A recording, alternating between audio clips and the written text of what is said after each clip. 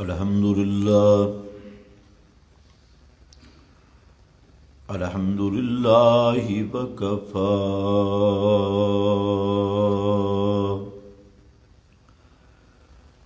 والصلاة والسلام على سيد الرسل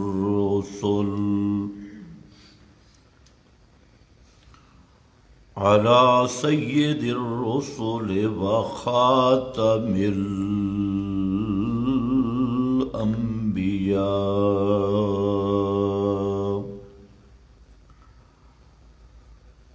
أما بعد فأعوذ بالله من الشيطان الرجيم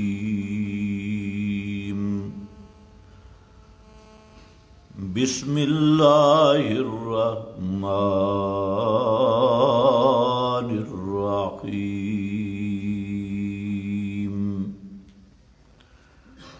وما يعلم تعبيله إلا الله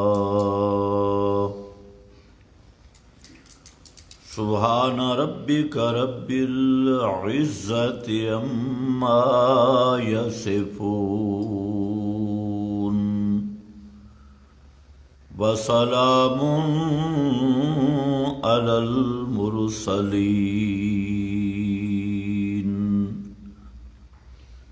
والحمد لله رب العالمين۔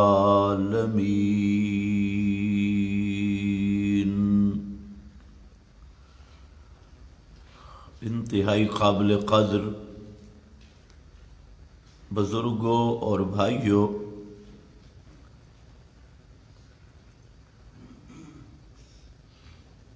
عام طور پر ایک انتہائی بڑا اور خطرناک شبہ جس میں اکثر اہل علم بھی مبتلا ہیں اور عوام الناس کو بھی اس شبہ کی بنیاد پر گمراہ کیا جاتا ہے۔ اس شبہ کا نام ہے تعویل۔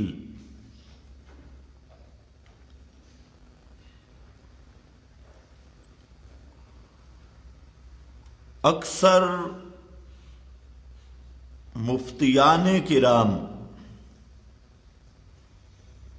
اور اہل علم طبقہ اس معاملہ میں بے راہ روی اور فکری گمراہی کا شکار ہے کہ تعویل کی تفصیل نہیں جانتا۔ ایک تو اس پر علمی ابحاث ہیں اہل فن کی، وہ تو عوامی گفتگو میں مناسب نہیں ہے۔ میں انتہائی مقصودی بات اور ضروری بات، عام فہم آسان کرنے کی کوشش کروں گا کہ تعویل کا راستہ اور تعویل کا عنوان، اس میں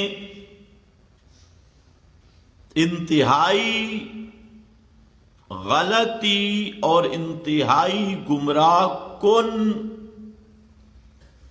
راستہ اختیار کیا جاتا ہے، اور کئی وجوہ سے۔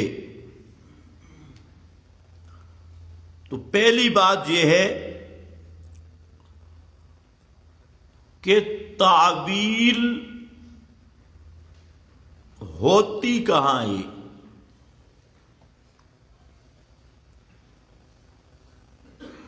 ضرورت تعویل پڑتی کہاں ہے، اس بات کو سمجھنا چاہیے، اور ساتھ یہ بات بھی سمجھنی چاہیے کہ تعویل دو قسم پر ہے، ایک تعویل صحیح ہے اور ایک تعویل باطل ہے۔ تو کس تعویل کا اعتبار کیا جا سکتا ہے؟ پہلی بات یہ ہے کہ قرآن مقدس کی، حدیث رسول کی صریح الفاظ جن کا معنی بالکل واضح ہو، قطعی الدلالت ہوں، صریح الدلالت ہوں، تو وہاں جس طرح اس نص قطعی کا انکار کرنا کفر ہے، اسی طرح اس نص قطعی میں تعویل کرنا بھی کفر ہے۔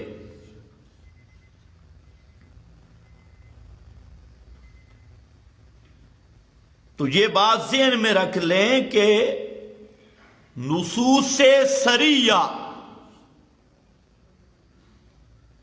جن کے معنی بالکل واضح ہیں، ان میں کسی قسم کی تعویل کرنا یہ خالصتاً کفر ہے، اور اس پر تمام فقہا کی تصریح موجود ہے۔ حنفیہ، شوافی، حنابلہ، محدثین سب اس پہ متفق ہیں کہ صریح میں تعویل کی گنجائش ہی نہیں۔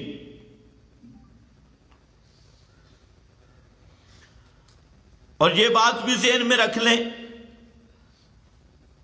کہ عقیدہ ہمیشہ صریح نص سے ثابت ہوتا ہے۔ جہاں صریح نص موجود نہیں تو اس سے نہ عقیدہ ثابت ہوگا، نہ ایمان کا کوئی مسئلہ ثابت ہوگا۔ تو ایک بنیادی غلطی یہ ہے کہ لوگ تعویلات کرنی شروع کر دیتے ہیں صریح نصوص میں۔ دوسرا، تعویل وہاں ہوتی ہے جہاں پر بظاہر دو نص، دو ایتیں، دو حدیثیں یا آیت اور حدیث، اس میں ظاہراً تعارض ہو، حقیقتاً تو ہو نہیں سکتا، ظاہری طور پہ تعارض آ رہا ہو تو پھر ایسا معنی کیا جاتا ہے کہ دونوں کا ٹکراؤ ختم ہو جائے۔ یہ تعویل صحیح ہے، اور یہ تعویل ہے اہل حق کی۔ اور ایک تعویل یہ ہے کہ کسی آیت کو، کسی حدیث کو اپنے مذمومہ تراشیدہ باطل عقیدہ کے اس بات پر فٹ کرنا، کھینچا تانی کر کے، اور وہ فٹنگ بھی ایسی کہ دوسری نصوص کے بھی خلاف یا قواعد عربیت کے خلاف یا اصول اسلام کے خلاف۔ تو ایسی تعویل وہ تعویل باطل ہے، اور یہ جو تعویل باطل ہے یہ آدمی کو کفر سے نہیں بچا سکتی، یہ تعویل عذر نہیں۔ دوسری غلطی جہاں یہ ہوتی ہے کہ جو آدمی نص قطعی دلالت کا مضمون نہیں مانتا، لوگ کہتے ہیں جی اس کو کافر نہ کہو۔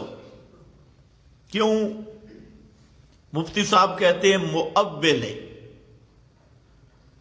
اس نے تعبیل کی ہے۔ تو ہم کہتے ہیں مفتی صاحب پہلے یہ بھی بتائیں کہ یہ تعبیل صحیح ہے یا باطل ہے، کون سی تعبیل ہے؟ علامہ انور شاہ صاحب رحمہ اللہ نے بہت ہی زبردست بات کی اکفار الملحدین میں۔ فرماتے ہیں کہ ایک آدمی کفر کرتا ہے اور مفتی صاحب اس کو کفر سے بچانے کے لیے تعبیل کرتا ہے، تو پہلے نمبر کا کافر مفتی ہے۔ یہ فتویٰ سنا رہا ہوں، لگا نہیں رہا، اکفار الملحدین میں، کہ وہ مؤول بعد میں کافر ہے اور اس کی تعویل کرنے والا مفتی پہلے کافر ہے۔ تو آج اکثر لوگ اس مغالطہ میں ہیں، خصوصاً کراچی کے جو مفتیان کرام اور اکثر فارمی،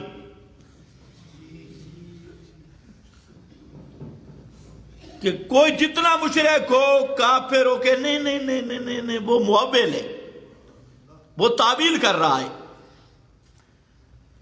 تو میں نے کہا تعویل تو ابو جہل نے بھی کی تھی، مشرکین عرب تعویل کرتے تھے۔ قرآن میں ہے، وہ کہتے تھے ما نعبدہم الا لیقربونا الیہ زلفیٰ۔ یہ تعویل نہیں تو کیا ہے؟ ہم ان کی عبادت نہیں کرتے، سور و پکار نہیں کرتے، مگر اس لیے کہ یہ ہمارا وسیلہ ہے۔ یقربونا الی اللہ زلفیٰ، اللہ کے ہمیں قریب کرتی ہے۔ اور دوسرے مقام پہ وَيَعْبُدُونَ مَا لَا يَنْفَعُهُمْ وَلَا يَضُرُّهُمْ، آگے کیا ہے؟ وَيَقُولُونَ، یہ تعبیل ہے، کرتے ان کی عبادتیں جو نفع نقصان کے مالک نہیں، اور تعبیل کیا ہے؟ یقولون ہؤلاء شفاؤنا عند اللہ، یہ ہمارے اللہ کے ہاں سفارشی ہے، ہمارے کام کر دیتے ہیں۔ تو مشرکین عرب نے کیا کی؟ تعبیل۔ لیکن اس تعبیل کے باوجود واجب القتل ٹھہرے۔ نبی مکرم صلی اللہ علیہ وسلم نے ان کو قتل کیا، صحابہ نے ان کو قتل کیا۔ کس بنیاد پہ؟ یقولون ہؤلاء شفاؤنا عند اللہ، اس تعبیل کے باوجود آپ نے نہیں فرمایا یہ تو جی ابو جہل تو تعویل کر رہا ہے، کچھ نہ کہو۔ تو یہ اس لیے کہ وہ تعویل باطل تعویل تھی۔ آج مفتی صاحب بیٹھ کے کہہ رہے جی یہ مؤول ہیں، انہوں نے تعویل کی ہے۔ میں نے کہا اگر ہر تعویل معتبر ہے تو پھر ابو جہل بھی مؤول تھا، مشرکین عرب بھی مؤول تھے، وہ تعویل کر رہے تھے۔ پھر ان کے بارے میں کیوں فرمایا فَاقْتُلُوا الْمُشْرِكِينَ، قتل کرو مشرکوں کو۔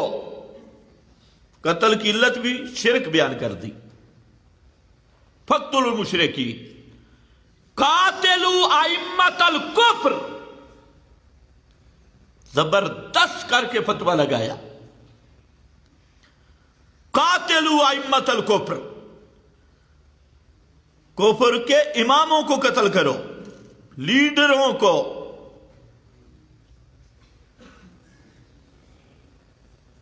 جتنی پی ڈی ایم اور اس کے مد مقابلے ائمۃ الکفر، سرغنے، لیڈر، گنڈے،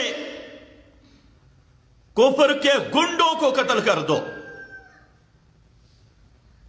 تو سوال یہ ہے کہ وہ تعویل کر رہے ہیں، لیکن اس تعویل نے انہیں کوئی نفع نہیں دیا،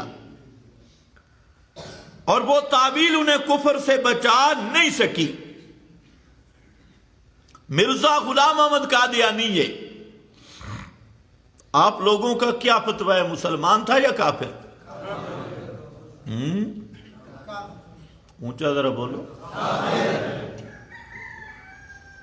اچھا، اور جو مرزا غلام احمد کو مسلمان سمجھے وہ بھی کافر نہیں تو کافر تو ہے نا، وہ بھی کافر ہے۔ لیکن سوال یہ ہے کہ وہ کافر کیوں ہے؟ آج وہ ایک محقق ہے، غامدی، نیٹ کا غامدی محقق، وہ بیچارہ بھی کہلواتا محقق ہے، لیکن ہے کاف کراچی والا محقق یا کاف کابل والا۔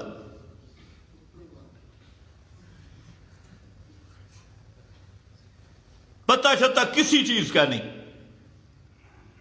اور یہ جو سٹوڈنٹ ہیں کالج کے، یونیورسٹیوں کے، ان کا وہ امام بنا ہوا ہے، دین کا کچھ پتہ نہیں۔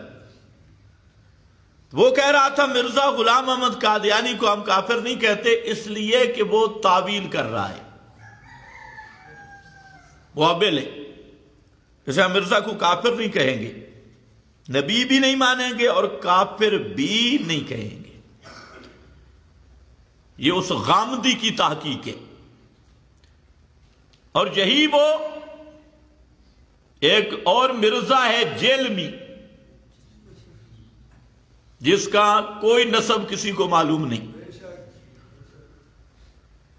بے نسب اور نہ پڑھا ہے کہیں۔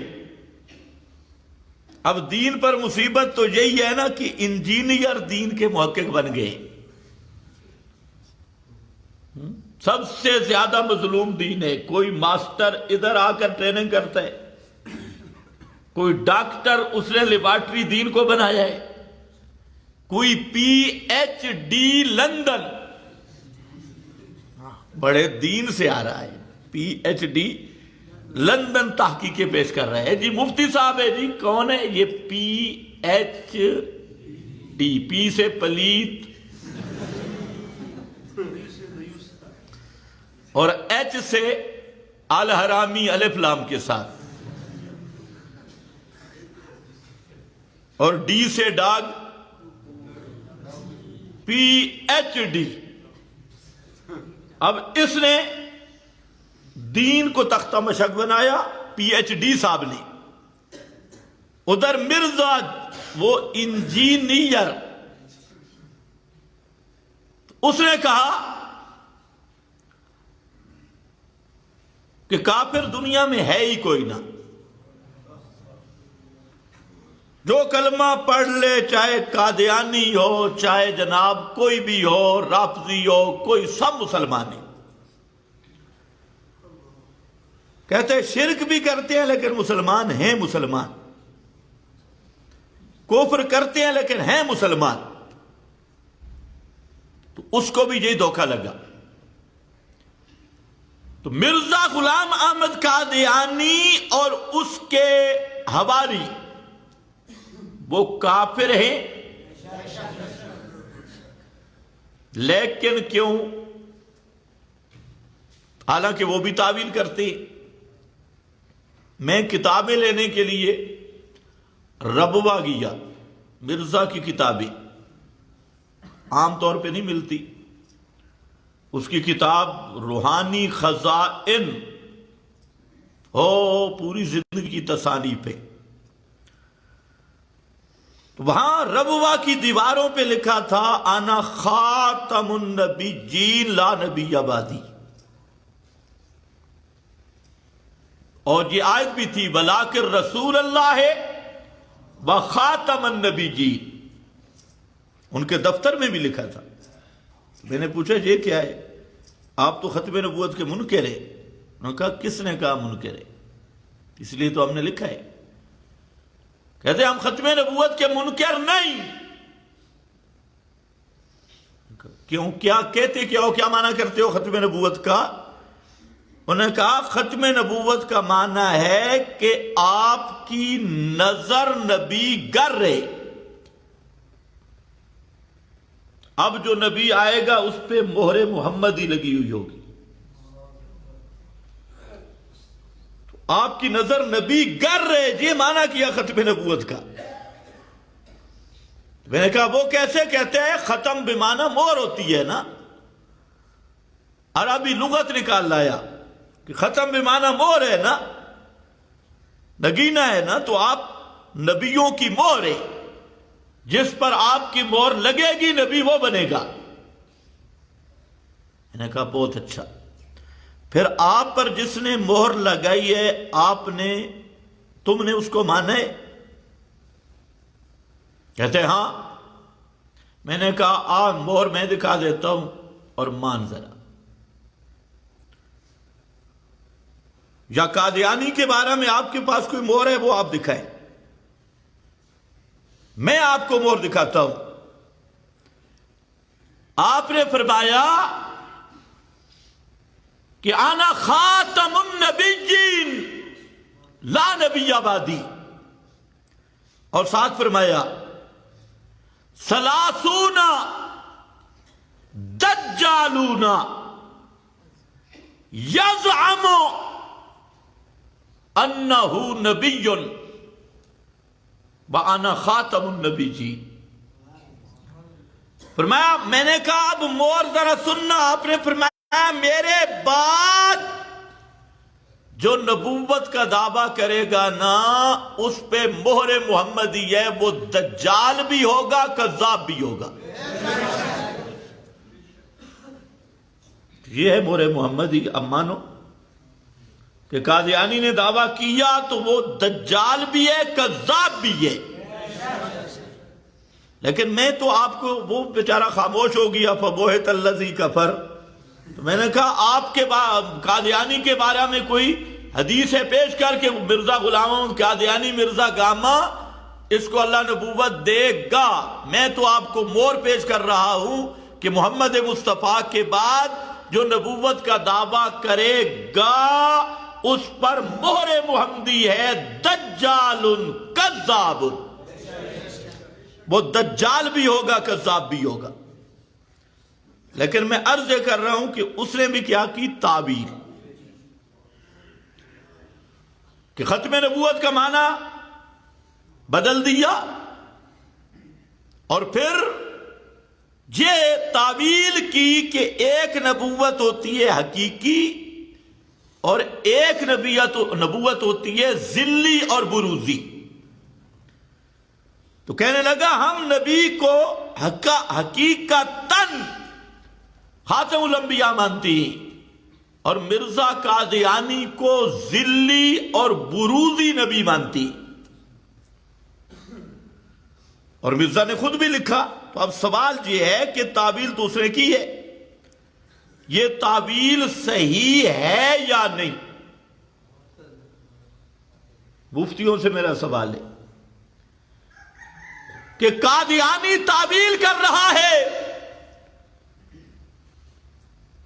اور 3 تعویلیں، اور اس نے خاتم النبیین کے لفظ کا انکار نہیں کیا، معنی نیا کر دیا، مفہوم بدل دیا. تو یہ تعویل قادیانی کو کفر سے نہیں بچا سکی. اسی طرح کافر ہے. اسی طرح مرزا نے متواتر احادیث 40 کے قریب، جو 20 کے قریب صحابہ سے مضمون ثابت ہے، مضمون متواتر ہے، اور قرآن پاک کی نصوص بھی موجود ہے کہ حضرت عیسیٰ علیہ السلام آسمانوں پر زندہ اٹھائے گئے اور قرب قیامت حضرت عیسیٰ علیہ السلام زمین پر نازل کیے جائیں گے، اور یہ مسئلہ قطعی ہے۔ سب علماء نے لکھا جو اس کا انکار کرے وہ کافر ہے۔ قادیانی نے تعویل کی، اس نے کہا جتنی نصوص میں حضرت عیسیٰ کے آمد کی باتیں،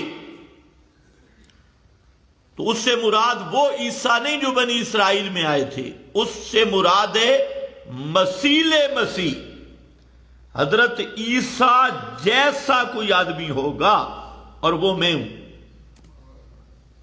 یہ ساری حدیثیں میرے بارے میں آئی، مسیح مسیح۔ تو اس نے ان نصوص کا انکار نہیں کیا، کیا کی؟ تعویل کی۔ تو سوال یہ ہے کہ اس تعویل کرنے سے وہ کفر سے بچ گیا یا تعویل کے باوجود کافر ہے؟ مضمون مشکل تو نہیں ہو گیا؟ یہ تعویل اس کو کفر سے نہیں بچا سکی۔ تو معلوم ہوتا ہے کہ ہر تعویل وہ کفر سے نہیں بچا سکتی۔ تعویل صحیح بھی ہوتی ہے، تعویل باطل بھی ہوتی ہے۔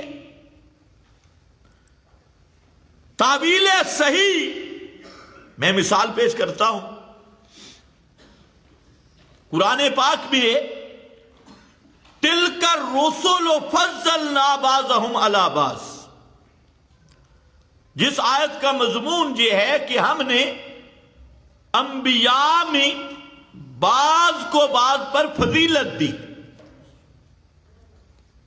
یعنی بعض کی شان بعض سے بلند ہے، مراتب میں فرق ہے۔ جبکہ حدیث میں آتا ہے لا تفضلونی بین انبیاء اللہ، کہ انبیاء کے درمیان مجھے فضیلت نہ دو۔ قرآن میں ہے فضیلت دی ہے، حدیث میں لا تفضلو، کسی میں لا تخیرونی، لا تفضلونی، یہ ایک مضمون ہے حدیث کا۔ اب ہم کہتے ہیں کہ حدیث کا معنی وہ کرو جو قرآن سے نہ ٹکرائے، کہ انبیاء کے درمیان فضیلت ہے، تفضیل ہے، فرق مراتب ہے، تو پھر لا تفضلونی کا کیا معنی؟ اس کا معنی 3 ہے۔ اس حدیث کا مقصد ہے کہ اپنی طرف سے قیاسیں کر کے، ڈھکوسلے لگا کر، اپنی تراشیدہ فضائل نہ بناؤ جس کی بنیاد پہ کوئی دلیل نہ ہو۔ جس طرح لوگوں نے فضائل بنائے ہوئے ہیں کہ نبی پاک صلی اللہ علیہ وسلم کا سایہ نہیں تھا، دلیل کوئی بھی نہیں۔ اور وہ بعض بے حیا مولوی یہاں تک کہتے ہیں فلانا صحابی نے آپ کا پیشاب پی لیا، فلانے خون پی لیا، تو ان دجالوں کو بھی اللہ ہدایت دے۔ تو یہ معنی تھا کہ اپنی طرف سے فضائل گھڑنا نہیں، اور جو قرآن میں ہے اللہ نے فرمایا ہم نے یہ مراتب کا فرق رکھا ہے، تو جو اللہ نے رکھا ہے وہ بیان کرو نا، اپنی طرف سے نہ گھڑو۔ یہ تعبیر صحیح ہے۔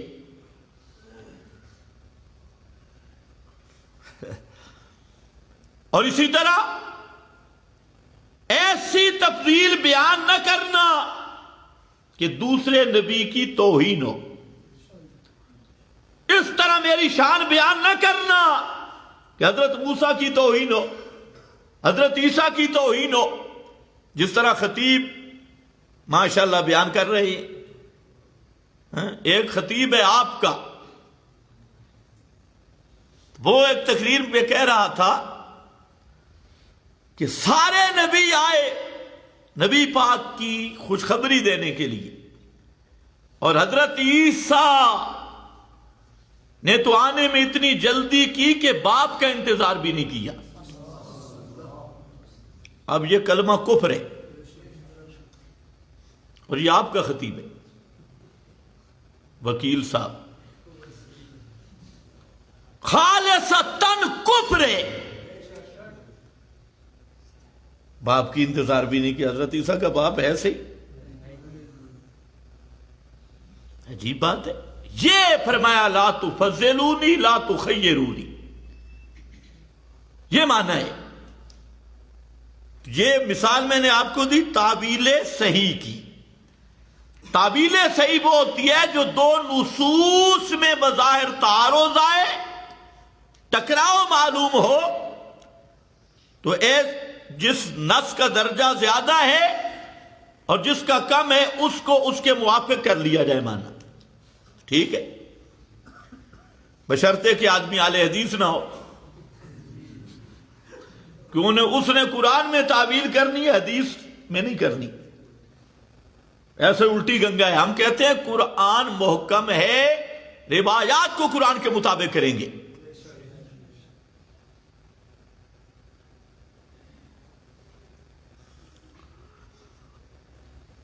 اس کی اور بھی بڑی مثالیں ہیں، شاید آئندہ جمعہ میں بیان کروں۔ آج ہم بات کر رہے ہیں تعویل باطل پہ۔ قادیانی کو باطل تعویل کفر سے نہیں بچا سکی۔ اسی طرح روافض ہیں، تو روافض کی تعویلات، یہ تعویلات باطلہ ہیں، اور یہ ان کو کفر سے بچا سکتی نہیں۔ اسی طرح قرآن پاک کی صریح نصوص مسئلہ علم غیب پر، حاضر و ناظر پر، تصرف کلیہ پر، سور و پکار پر، اور پیغمبر کریم کی بشریت پر قطعی دلالت آیات، صریح آیات وہ موجود ہے۔ اب جو اس کی تعویل کرے گا وہ تعویل ہوگی مرزا قادیانی کی طرح، اور وہ تعویل ہوگی ابو جہل کی طرح۔ اس لیے وہ تعویل اس مؤبل کو کفر سے نہیں بچا سکتی، اور جو مفتی ان کو کفر سے بچانے کے لیے تعویل کرے گا وہ مفتی پہلے کافر ہوگا، مؤبل بعد میں کافر ہوگا۔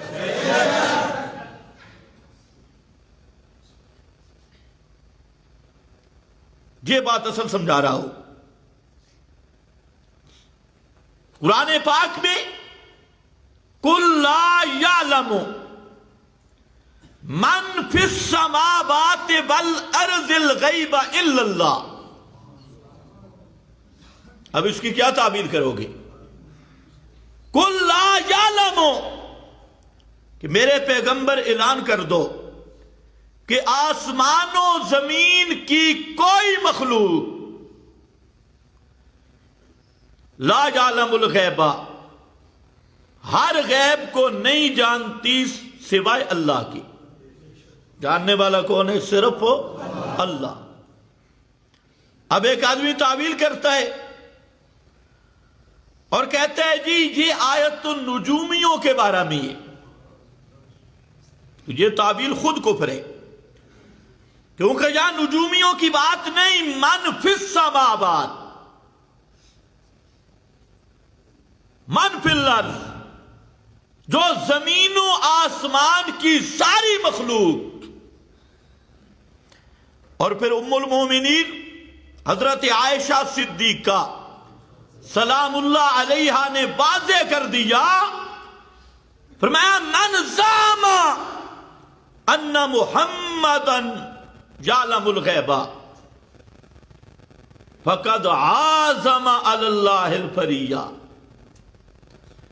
جس آدمی نے یہ گمان کیا، عقیدہ رکھا کہ محمد صلی اللہ علیہ وسلم جمیع ما کان ما یکون کا علم جانتے ہیں،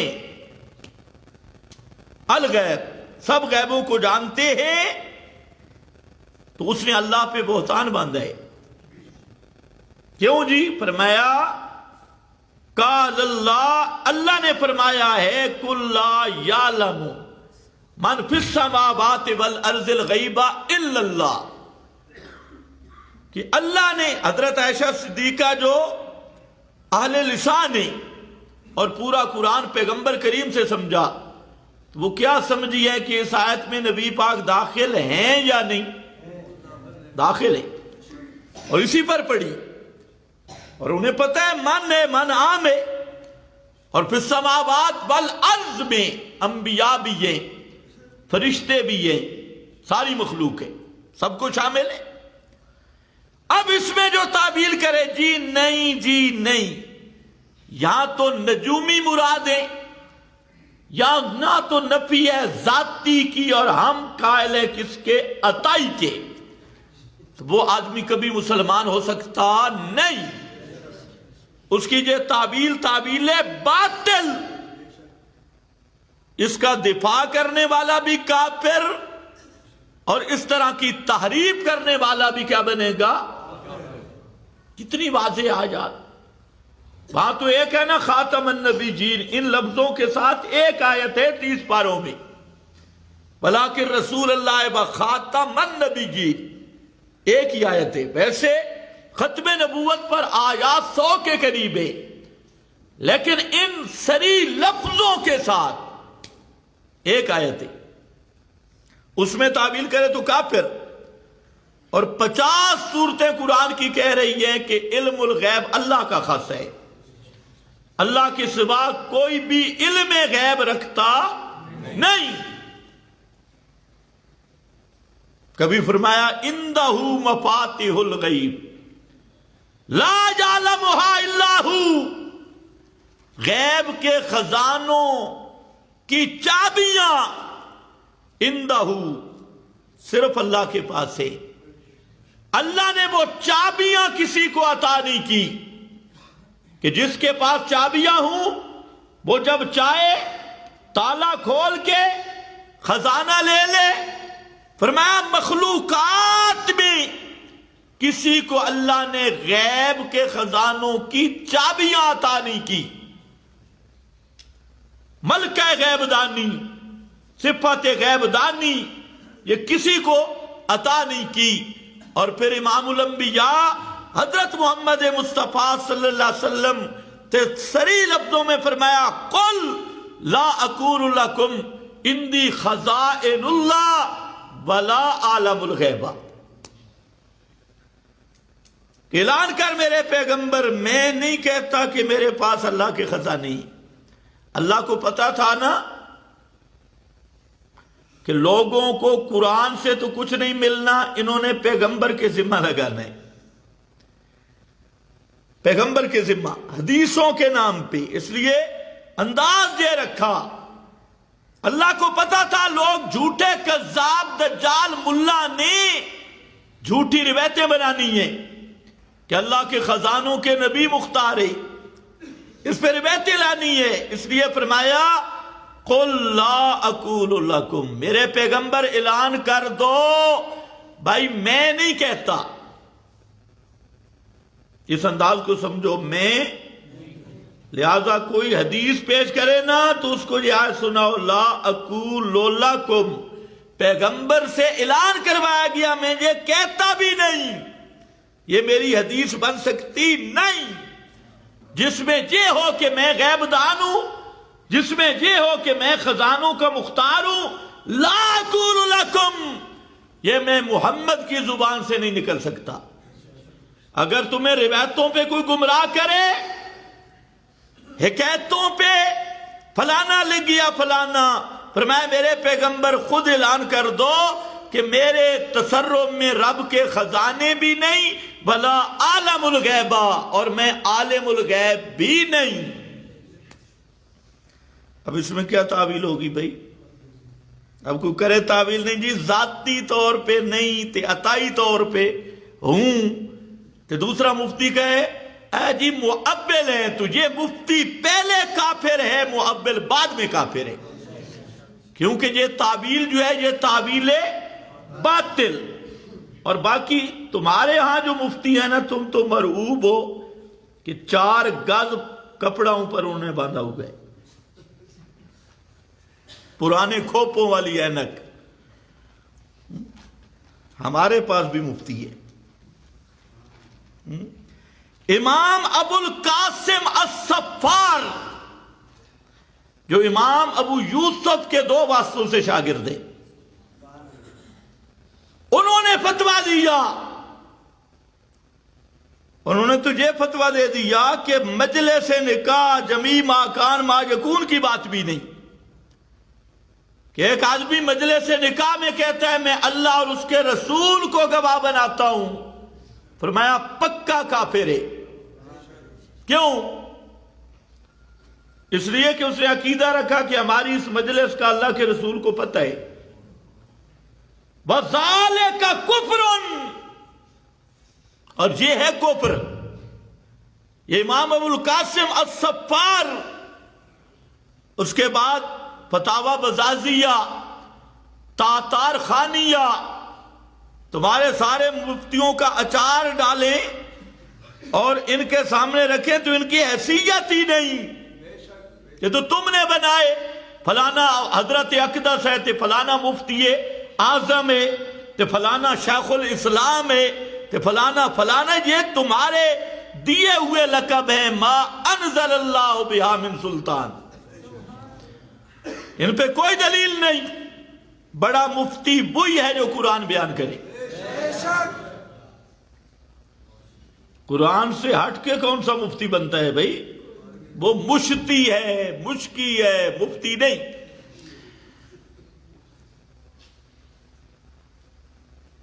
تاتار خانیہ میں، بزازیہ میں، اور تقریباً 300 سے زائد فتاوی میں جو بڑے بڑے ائمہ تھے، اس میں یہ سری لکھا ہے، اور ساتھ ایک اور جملہ بڑا خطرناک لکھا ہے، کہتی ہیں لا یعلم الغیب حین کان فی الاحیاء فکیف بعد الموت، جب آپ زندہ تھے اس وقت غیب نہیں جانتے تھے، فکیف بعد الموت، تو مرنے کے بعد غیب کیسے جانتی؟ اس لیے مرعوب نہیں ہونا، معبل معبل معبل۔ اسی طرح مسئلہ حاضر ناظر، صریح نصوص موجود ہیں کہ امام الانبیاء صلی اللہ علیہ وسلم بھی ہر وقت ہر جگہ پہ حاضر ناظر نہیں ہیں۔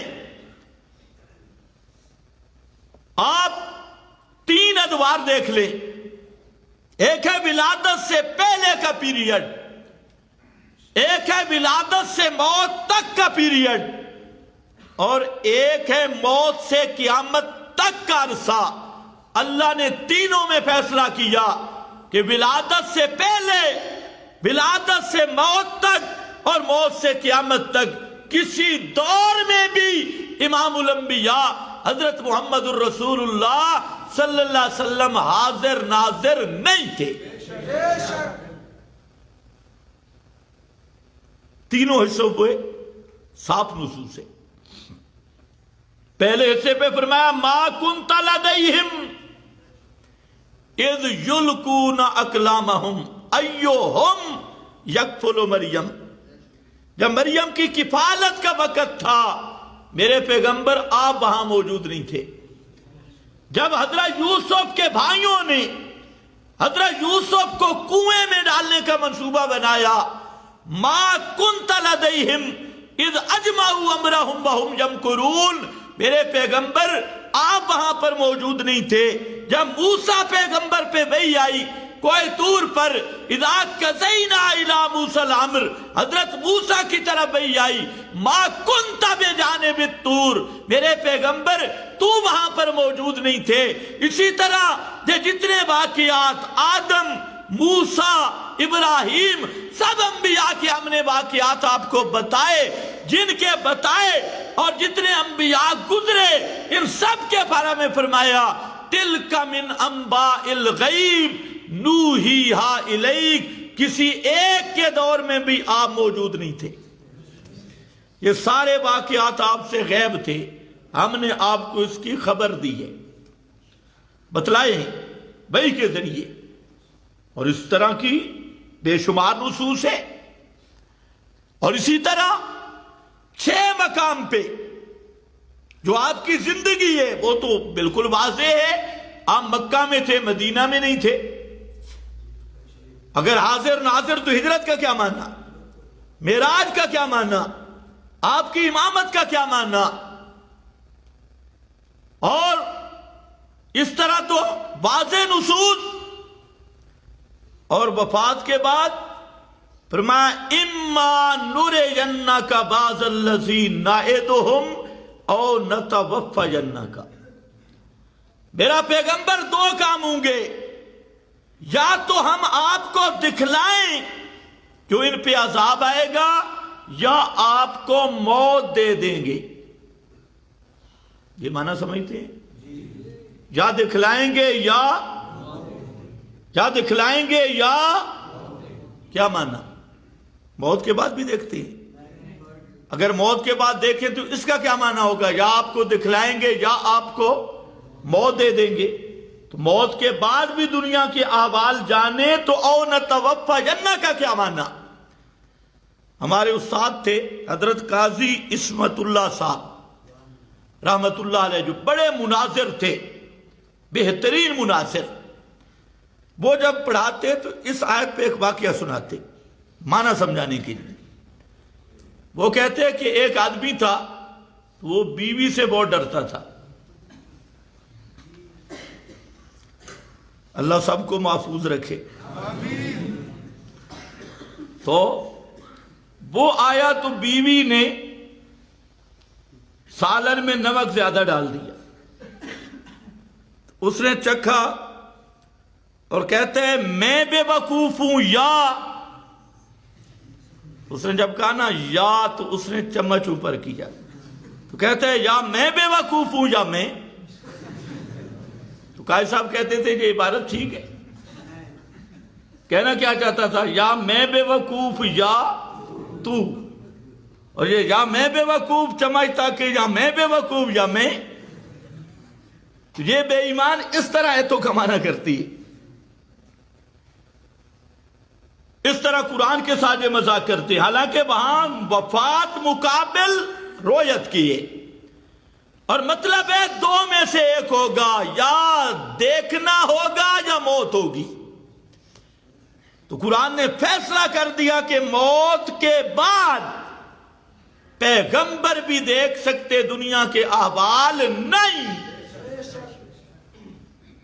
حضرت علی کو آپ نے بھیجا کام پر، ترمذی میں، اور پیچھے کیا کہہ رہے تھے؟ اللہم لا تمتنی حتی ترینی علی، اللہ اس وقت تک موت نہ دینا مجھے جب تک میں علی کو دیکھ نہ لوں۔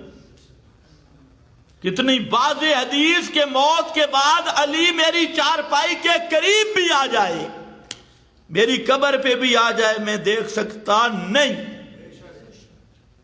تو موت کے بعد حاضر ناظر نصوص کا مسئلہ ہے، خالص نصوص کا، اور اس پہ آپ کے مفتیوں کی بات نہیں، سب فتاوی والے لکھ گئے من کالا ارواح المشائخ حاضرۃ قد کفرا۔ البحر الرائق میں بھی ہے، جس نے یہ بات کی کہ مشائخ انبیاء اولیاء کی ارواح حاضر ہوتی ہیں، تعلم و جانتی ہیں، قد کفرا، وہ آدمی پکا کافر ہے۔ وہ مسلمان نہیں، سب فتاوی میں موجود ہے، لیکن مجھے تعجب ہے پاکستانی مفتیوں پر، درسگاہوں میں بیٹھ کے یہ محبت تعویل ہے جی، تعویل ہو رہی ہے۔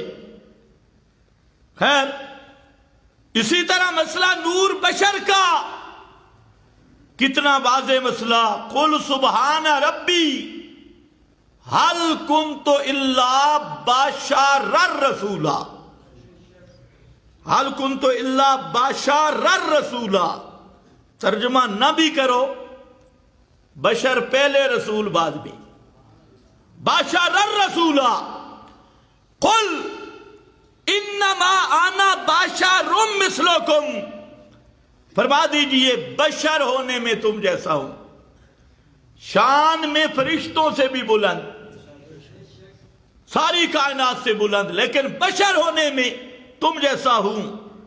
قل انما انا بشر، یہ آیت دو مقام پہ آئی ہے، ایک سورۃ الکہف کے آخر میں، ایک سورہ حامیم سجدہ کی ابتدا میں، مضمون یہی ہے، قل انما انا بشر مثلکم۔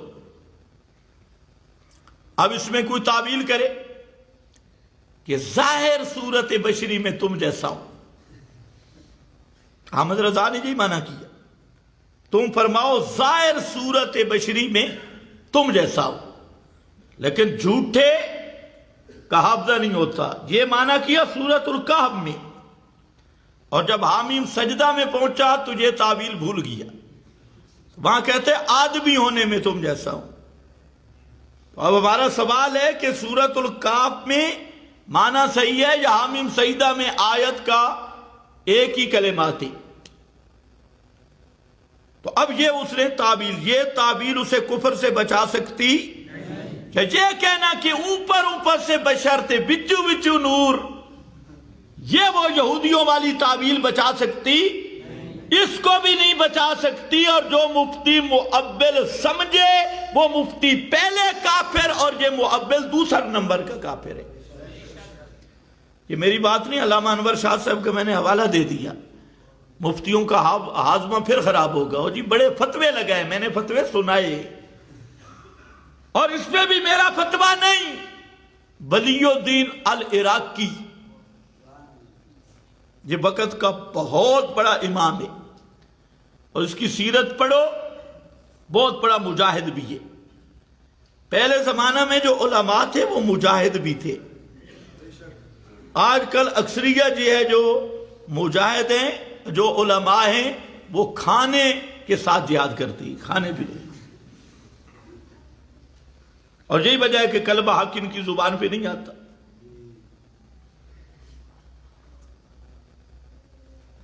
اور آپ کو جو دھوکہ دیتے آپ بھی پچا لیتے، جتنا بڑا طاغوت کی عبادت کریں تمہیں کہتے ہیں ہم اسلام لے آ رہے ہیں، تم کہتے ہیں سلوٹ کرتے ہیں۔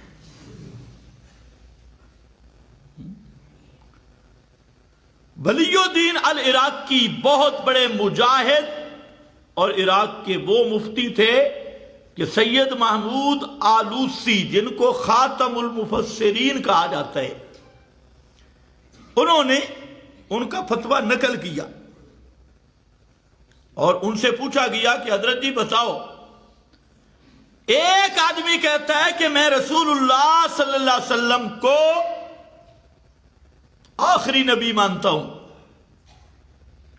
آپ کی نبوت پہ میرا ایمان ہے، اور یہ بھی پتا ہے آپ شان میں بھی سب سے زیادہ ہیں، لیکن یہ مجھے نہیں پتا کہ آپ انسان تھے یا نہیں، بشر تھے یا نہیں،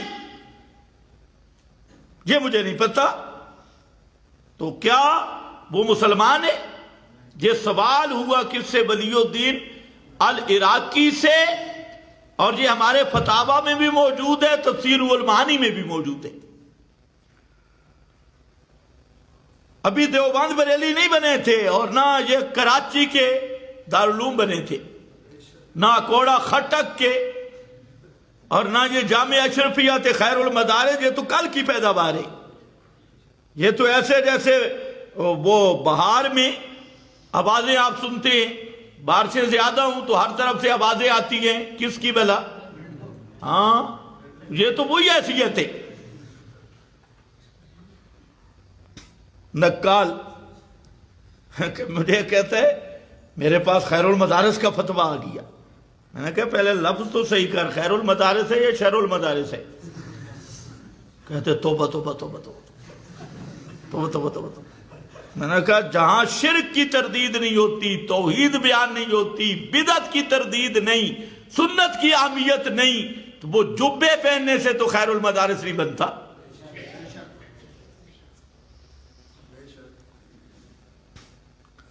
کہتے ہیں وہ تو وفاق المدارس کے بھی، یہ بھی لفظ ہے، وفاق نہیں نفاق ہے۔ تھوڑا سا پڑھنے میں فرق لگی۔ نفاق المدارس، جب سے یہ نفاق المدارس آیا علم کی تباہی مچ گئی۔ وفاق المدارس، نفاق المدارس کا کورس پڑھ کر کوئی عالم نہیں بن سکتا۔ دو صورتی اب امام تمہیں ملتی، اور مذہب کی بات ہے کہ جی اس میں خرابی جی ہے، جہل مرکب پیدا کرتا ہے۔ جہل مرکب جو ہوتے جاہل ہیں کہلواتے مفتی ہے، عالم۔ اب اتنی موٹی بات آپ سمجھ رہے ہیں لیکن مفتیوں کی سمجھ نہیں آتی، اور جی تعویل کرتے ہیں، تعویل ہو رہی۔ اور آپ کے بھی جو نفاق المدارس جتنے عالم ہیں یہی کہتے ہیں، وہ جو کہتے ہیں نا مردے سنتے ہیں، وہ تعویل کرتے ہیں، دھرب بے ایمانہ۔ وہ جی معبل ہے، عادتاً مردوں کے سننے کے قائل ہیں، معبل وہ تعویل کر رہے ہیں۔ اور اس کو کہو الوا، تعویل صحیح کون سی ہے، باطل کون سی ہے؟ تعویل تو مرزا قادیانی نے کی، تعویل تو روافض نے کی، تعویل تو ابو جہل نے کی، تعویل تو جہاد شرک و بدعت کے وکیل سارے تعویل ہی کر رہے ہیں۔ اب تم نے اشاع و توحید کا نام کہلوا کر تم نے بھی شروع کر دیا، وہ جی وہ تو تعویل۔ اور کوئی دیکھتے ہیں نا کوئی عبارت آ جائے، اب ان کو پتہ چلتا یہ بھی نہیں، کوئی عبارت دیکھی، حالانکہ دلیل کسی بزرگ کی عبارت نہیں۔ ایک کتاب ہے شرح بکایا، اس کا حاشیہ ہے مولانا عبدالحی لکھنوی کا۔ شرح بکایا میں لکھا ہے کوئی مردہ نہیں سنتا، قسم کا مسئلہ۔ حاشیے پہ لمبی بات سے جس میں بڑا زور لگایا گیا کہ کچھ نہ کچھ سنتی مردے۔ ہم پڑھتے تھے تو طالب علم تو خیر حاشیہ نہیں دیکھتے، تو ہم نے حاشیہ دیکھا، استاد سے پوچھا یہ کیا ہے؟ وہ استاد بھی تھوڑا سا مریض تھا، اس نے کہا اصل بات یہ ہے۔ تو میں نے کہا جو ہم نے شرح بکایا میں پڑھی ہے وہ نقل ہے، اصل باروں بار حاشیے پہ اور جو اندر پڑھی ہے وہ تو کیا معیار ہے؟ خیر چپ ہو گیا۔ ہمارے حضرت تھے مولانا محمد سعید صاحب بلند والے رحمت اللہ علیہ، بڑے محقق عالم تھے۔ ان کے پاس میں گیا، میں نے کہا استاد جی حاشیے میں کیا لکھا ہے؟ میں نے کہا اچھا، ہنس پڑے، کہتے ہیں تو لکھا ہے تو کیا ہو گیا؟ میں نے کہا مولانا عبدالحی لکھنوی۔ پہلے تو انہوں نے عجیب بات کہا، مولانا عبدالحی لکھنوی یہ حجت ہے دین میں، وہ جو کر دے تو یہ دلیل بنے گی؟ میں نے کہا دلیل تو نہیں ہے، لیکن یہ لکھا کیوں ہے؟ تو ساجی نے کہا آپ بیٹھے، عبدالحی لکھنوی کا فتاویٰ لے کے آئے، اس میں لکھا تھا مردے نہیں سنتے۔ حاشیے میں ثابت ہو رہا ہے مردے سنتے، فتاویٰ میں نہیں سنتے۔ پھر مجھے کہا کہ میرے پاس ایک پرانا حاشیہ بھی ہے، یہ الہا کی عبارت ہے، یہ بعد میں کسی نے شائع کی اور اپنی طرف سے یہ عبارت بڑھا دی۔ مولانا عبدالحی لکھنوی کا یہ نہ نظریہ ہے اور نہ ان کی یہ عبارت ہے، لیکن بعد میں فوجی کا خط بن گئی۔